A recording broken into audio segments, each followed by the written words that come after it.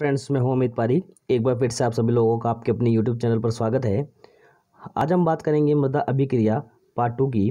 इसका पहला जो टॉपिक है हमारे हैं पीएच को प्रभावित करने वाले कारक।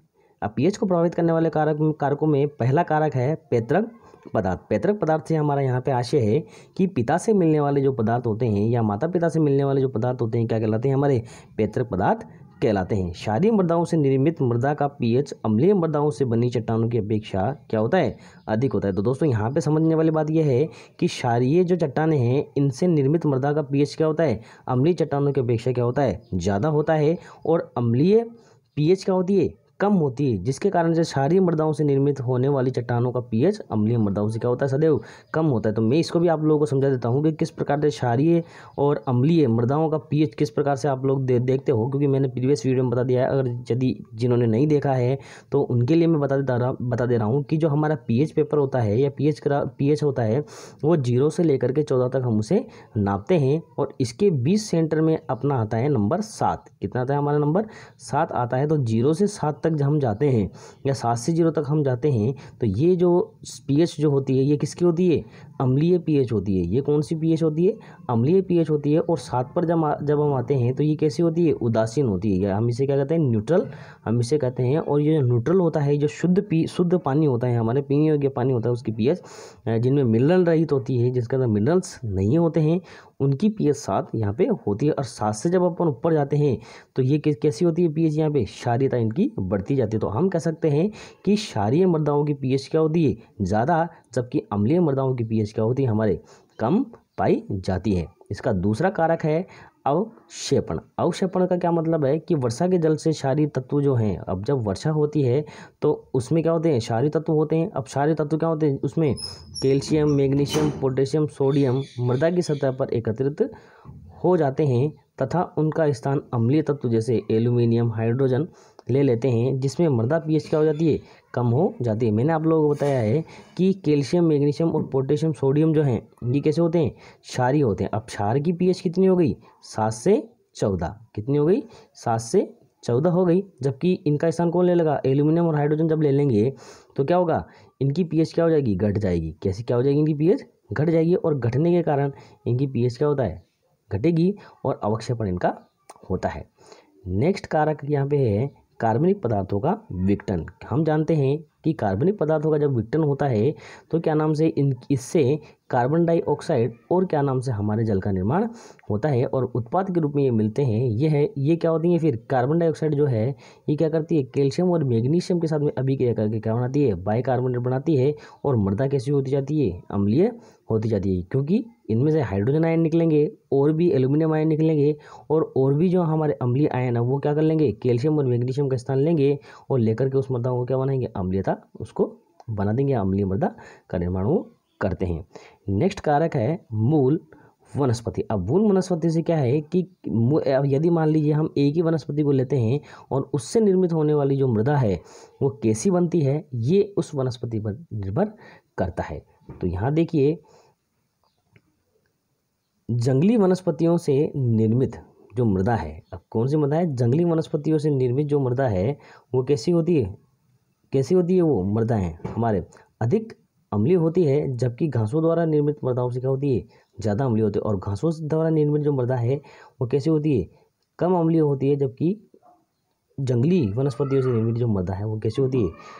अधिक अम्लीय होती है। नेक्स्ट यहाँ पे है फसल की प्रकृति। अब फसल की प्रकृति भी इस पर निर्भर करती है। फसल की प्रकृति पर भी पीएच निर्भर करता है। जैसे दलहन की फसलें मृदा पीएच कम करती है। दलहन की फसलें क्या करती है? मृदा पीएच कम करती है। इसलिए तो कहते हैं कि क्या नाम से यदि क्षारीय भूमि है तो उनके अंदर दलहनी फसलें बदल करके उगानी चाहिए, जिनसे क्या होता है? उसकी पीएच मान में क्या हो जाती है? कमी आती है। और नेक्स्ट टॉपिक है 8वां, पीएच का पादप रोगों पर प्रभाव। अब पीएच का पादप रोगों पर क्या प्रभाव पड़ता है वो भी हम देखते हैं। फिंगर और टो रोग को क्रूसीफेरी परिवार के पौधों को बहुत अधिक प्रभावित करते हैं। अम्लीय मृदाओं में अधिक होता है। अब देखिए, फिंगर और जो टो रोग जो है ये क्रूसीफेरी के पौधों को बहुत अधिक प्रभावित करते हैं, क्योंकि अम्लीय मृदाओं में क्या होता है? सबसे ज़्यादा होता है। और क्रूसीफेरी के जो परिवार के पौधे हैं ये अम्लीय मृदाओं में ज़्यादा उगते हैं या उगाए जाते हैं। आगे है, नेक्स्ट है पोटैटो स्केप, आलू का चर्म रोग उदासीन एवं क्षारीय मृदाओं में बहुत अधिक फैलता है, जबकि अम्लीय मृदाओं में क्या हो जाता है, ये रोग गायब हो जाता है। अगर यदि मान लीजिए हम आलूओं को उदासीन और क्षारीय मृदाओं में हम लगाते हैं तो इन आलूओं पर पोटैटो स्केप रोग हो जाता है, परंतु यदि अम्लीयता यदि हम उसकी मृदा की उस समय बढ़ा दी जाए तो ये रोग फटाफट से क्या हो जाता है, गायब उसके अंदर हो जाता है। नेक्स्ट आती है गेहूं में टेक आल रोग जो है ये कवकों द्वारा फैलता है, जो क्षारीय मृदाओं में अम्लीय मृदाओं की अपेक्षा क्या होता है, बहुत अधिक तीव्रता से फैलता है। यदि मान लीजिए क्षारीय मृदाओं में यदि हमने गेहूं की खेती की है तो उस जगह ये टेक आल रोग जो है, ये किसका, टेक आल रोग किसका है, गेहूं का रोग है। और इस रोग के कारण क्या होता है, गेहूं के अंदर यह रोग उत्पन्न होता है और क्षारीय मृदाओं में ज़्यादा उत्पन्न होता है, जबकि अम्लीय मृदाओं में क्या होता है, बहुत तीव्रता से फैलता है। क्षारीय मृदाओं में तो होता ही है, परंतु अम्लीय मृदाओं में और ज़्यादा तीव्रता से फैलेगा। वापस से मैं एक बार इसको और समझा देता हूँ आप लोगों को कि फिंगर और जो टो रोग जो है ये क्या होते हैं, क्रूसिफेरी परिवार के जो सदस्य हैं इनके अंदर ही ये फैलते हैं। और अम्लीय मृदाओं में क्या होती है, यदि इनकी खेती की जाए तो ये बहुत तीव्रता से फैलती है और उस फसल को बिल्कुल पूरी तरीके से क्या कर देगी, नष्ट कर देती है। और नेक्स्ट रोग आता है हमारे पोटैटो स्केप, जिसको क्या अपन क्या कहते हैं, आलू का चर्म रोग कहते हैं। और ये जो आलू का चर्म रोग जो है, यदि हम आलूओं की फसल को उदासीन और क्षारीय मृदाओं में यदि हम उगाते हैं तो उनके अंदर ये रोग ज़्यादा तीव्रता से फैलता है, जबकि अम्लीय मृदाओं में ये रोग क्या हो जाता है, वहाँ से गायब हो जाता है। या अम्लीय माध्यम हम उनको प्रदान कर दें तो उन रोगों को मारा जा सकता है या उनके रोगों को खत्म किया जा सकता है।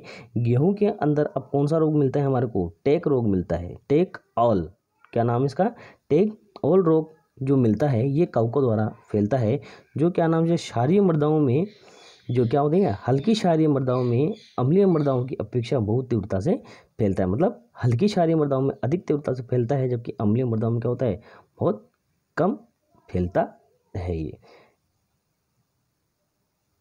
नेक्स्ट है पीएच का मृदा के भौतिक गुणों पर प्रभाव। अब भौतिक गुणों पर क्या प्रभाव पड़ेगा, इसमें है पौधे की उचित वृद्धि के लिए मृदा का वातित, दानेदार एवं कार्बनिक पदार्थ युक्त होना आवश्यक होता है। तो हम पहले बात कर लेते हैं कि वातित और दानेदार होना और कार्बनिक पदार्थों युक्त होना उसका क्या होता है, आवश्यक होता है। वातित का मतलब होता है कि पौधों की जड़ों के अंदर जब मान लीजिए जो यदि इनका कण जो है ये दूर दूर है, कणों का आकार थोड़ा बड़ा है और क्या नाम से दानेदार है, तो क्या नाम से इनके अंदर जो हवा का जो है वो आदान प्रदान बिल्कुल पूरी अच्छी तरीके से इनके अंदर हवा का आदान प्रदान होता है।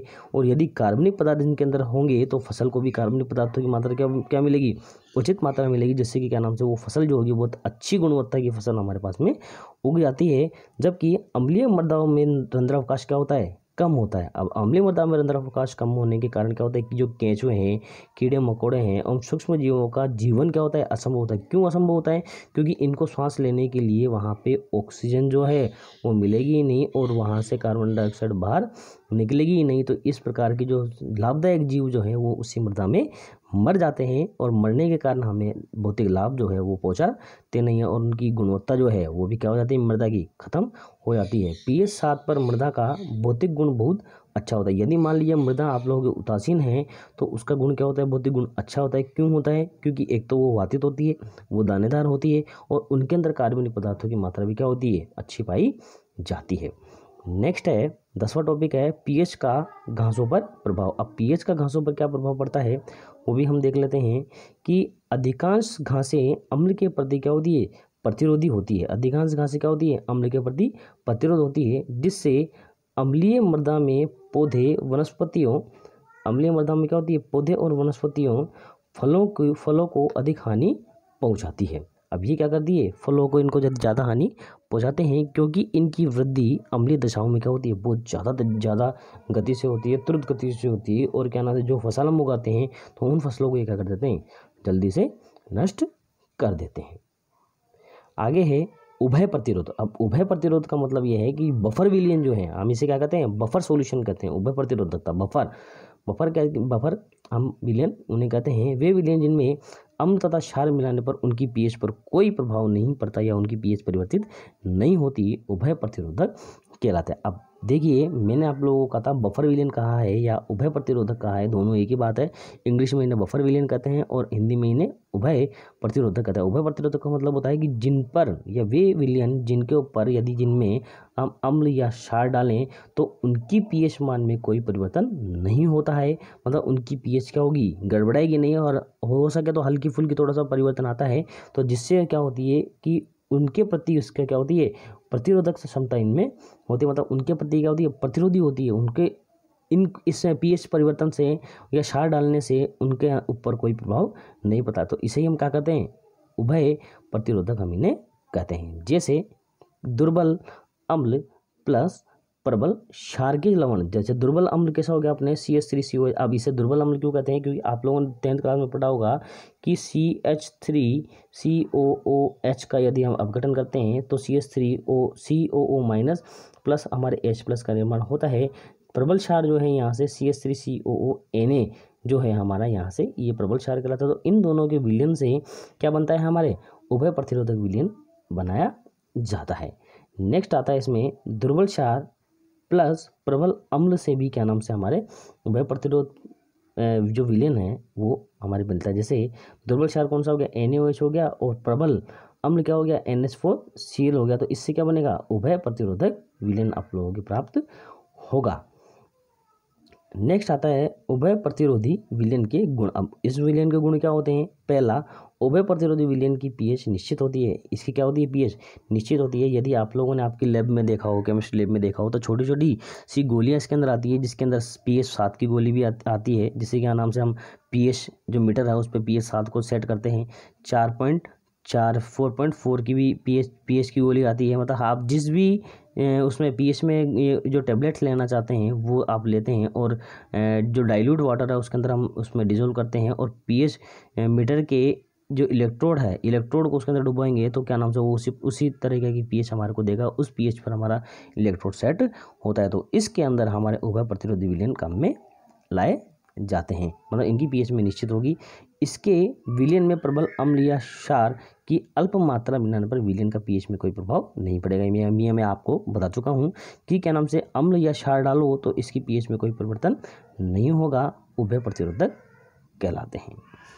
नेक्स्ट आता है तनुता का भी अधिक प्रभाव नहीं होता। यदि आप इसमें पानी डालते जाओ तो भी इसके अंदर कोई प्रभाव नहीं पड़ेगा। उभय प्रतिरोधी विलेन का पीएच क्या होता है, अधिक समय तक स्थिर रहता है, परंतु कुछ समय पश्चात क्या होता है, इसका पीएच क्या होता है, धीरे धीरे खत्म होने लगती है। क्योंकि हर एक चीज़ की एक सीमा होती है, लिमिटेशंस होती हैं, और हर एक चीज़ की एक्सपायरी डेट होती है। तो इसकी भी एक एक्सपायरी डेट होती है, इसका भी लिमिटेशन होती है कि उस सीमा के बाद में ये पीएच क्या हो जाती है, डिक्रीज होने लग जाती है या इंक्रीज होने लग जाती है। इफेक्ट कहाँ का पड़ता है, वहाँ के एनवायरनमेंट का पड़ता है, या आप लोग उसके अंदर क्या डाल रहे हो, मिक्स कर रहे हो, उसका वहाँ पर प्रभाव पड़ता है, इफेक्ट पड़ता है। नेक्स्ट आती है उभय प्रतिरोधक क्षमता। ये उभय प्रतिरोधक क्षमता होती है। अब उभय प्रतिरोधक क्षमता क्या होगी वो देखिए, मृदा में अम्लीय क्षार मिलाने से उसकी पीएच में कोई परिवर्तन नहीं होता, उसे क्या कहते हैं, उभय प्रतिरोधक क्षमता कहते हैं। उभय प्रतिरोध का महत्व क्या होगा, पहला है मृदा की पीएच का स्थायीकरण करने का काम करती है। मृदा की पीएच का क्या करते हैं, स्थायी करते हैं। जैसे मृदा की पीएच कैसी करनी है, उदासीन तो उदासीन, मृदा की पीएच कैसी करनी है, अम्लीय तो वो अम्लीय कर देता है। अगर यदि मृदा की पीएच क्षारीय करनी है तो क्षारीय कर देता है। इस प्रकार से उनकी मृदाओं का पीएच को मेंटेन करने के लिए, बनाने के लिए ये काम में आता है। नेक्स्ट आता है मृदा को सुधारने का काम करता है। यदि मान लीजिए अम्लीय मृदा को हमें क्या करना है, उदासीन करना है, तो उसके अंदर ये काम में आता है, या उदासीन मृदा को अम्लीय करना है, या क्षारीय मृदाओं को अम्लीय करना है, तो इस प्रकार की मृदाओं को करने में भी ये क्या करता है, भागीदारी अपनी निभाता है। एक मेन और इम्पोर्टेंट बात आती है, यहाँ से क्वेश्चन हमारे बनता है, क्या बनता है कि प्राथमिक पोषक तत्व जो होते हैं उनके नाम बताइए। तो इसके अंदर क्या होगा, NPK क्या होगा, NPK प्राथमिक पोषक तत्व आप लोग कहलाएंगे। जबकि द्वितीय पोषक तत्व होंगे वो क्या होंगे, SCAMG क्या होगा, SCAMG जो आप लोग द्वितीय पोषक तत्व आप लोग यहाँ पे कहलाएंगे।